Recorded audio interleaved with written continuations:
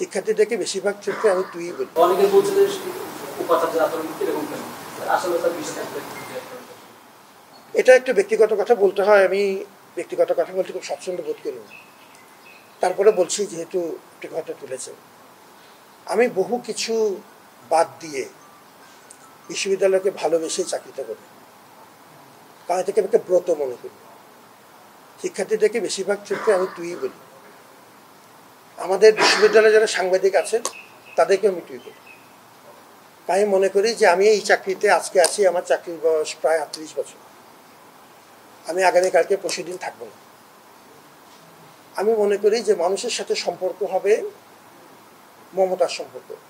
আমি যখন এখানে থাকবো না, তখন যখন আপনারা বড় সাংবাদিক হবেন, আমার ছাত্ররা বড় বড় জায়গায় যাবে, তাকে দেখে যদি আমি বলতে পারি, বাপ তুই কেমন আছিস, এটা মনটা বড় হয়।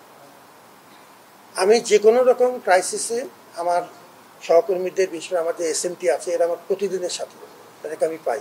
কিন্তু যে কোনো রকম এই ধরনের ক্রাইসিসে যেখানে আমার ছাত্র মারা গেছে, অন্য ছাত্র এসছে, তারা স্বাভাবিকভাবেই কিছুটা মন খারাপ থাকবে, ক্ষোভ থাকবে, এটা খুব স্বাভাবিক। আমি প্রথম চেষ্টাতেই সামনে যেয়ে দাঁড়াই, আমার সহকর্মীদের সাথে নিয়ে সবসময় সাথে দিয়ে দাঁড়াই। এটা আমি সবসময় করতে থাকি। কারণ আমি যদি আমার ছাত্রকে খোলামেলা কথা বলতে না পারি, কিন্তু আমার ছাত্র যদি আমার কাছে আসতে না পারে, আপনারা জানেন যে আমার অফিস সবসময়ের জন্য খোলা, যে কোনো কেউ আসতে পারে। ইস্পাহানি বেকারি ফ্রেশ, স্বাদের আবেশে একটু আয়েশ। এবং এই সম্পর্ক যদি আমরা তৈরি করতে না পারি, আমি তো আনুষ্ঠানিক একটা দপ্তরে বসে থাকার জন্য এখানে আসি না। আমি কিন্তু শিক্ষক।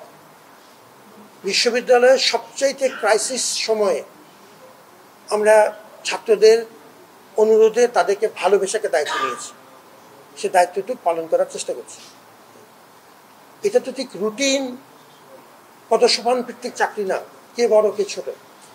আমি যদি আমার ছাত্রকে বুকে টেনে নিতে না পারি, আমি যদি তাকে বলতে না পারি যে বাবা এটা আমার পছন্দ হচ্ছে, এটা আমার পছন্দ হচ্ছে না, তাহলে শিক্ষক হিসেবে তো আমার এত বছরের কোনো পূর্ণতা থাকে না।